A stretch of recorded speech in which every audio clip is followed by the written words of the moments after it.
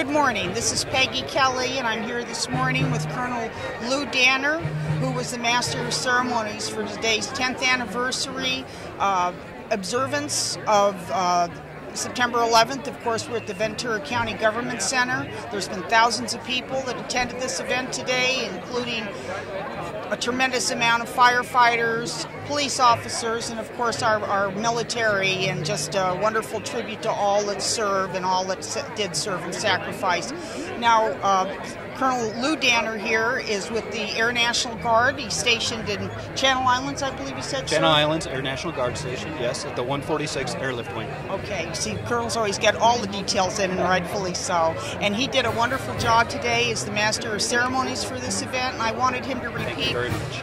You certainly did, sir. And I want him to repeat just his personal experience with his wife, which I found was particularly fascinating, that you are such a military family, and thank goodness everybody was okay on your end. So could you just tell us briefly what your experience was on 9/11? Sure, yes. My wife is retired now. She's a retired colonel out of the Air National Guard as well for 30 years. Both her and I have been in for 30 years.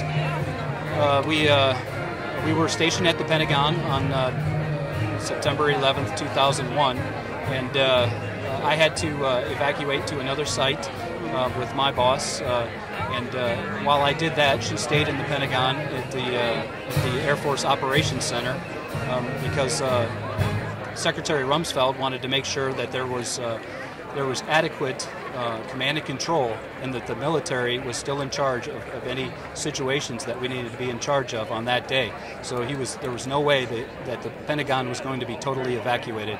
So she worked in the Air Force Operations Center in coordination with the National Military Command Center. While it was on fire. While it was on fire, exactly, yes. And they were going through the rescue operations. Correct. Correct. There was smoke billowing into the building.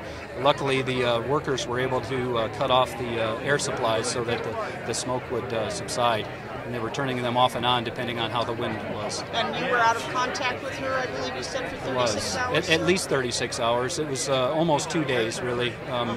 Her boss finally called me a couple of days later and made sure that I knew that she was alive, but we didn't talk probably for almost a week. While we were going through those events. So you weren't even aware of what her condition might be, or if she's been injured? Not for the first 36 hours or 2 days or so. I knew she was okay after her boss called me. So. Well, that's really something. I'm just glad that she was still alive, and she is still today. And they lost 125 people, I believe, at the Pentagon that terrible morning. We lost 55 that day. Oh, 55 military personnel, right. I believe, and I think it was a total of 125. Yeah, yes. Just terrible. Well, you did a wonderful job today, and this has been a ceremony that you helped oversee that actually is one of hope, and I don't know if there'll ever be true healing, as it were, but there certainly is a level of acceptance that we all must go through. And how do you feel as time passes? Well, obviously I feel somber on a day like today, remembering all that gave their lives on this day.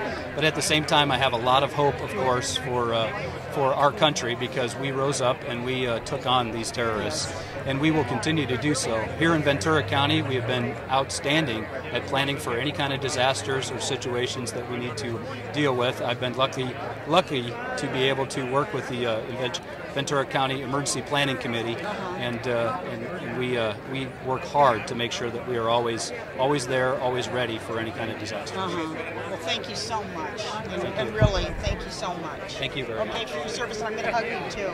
Okay, don't let your wife see this. Thank you very much. Okay, thank you so much.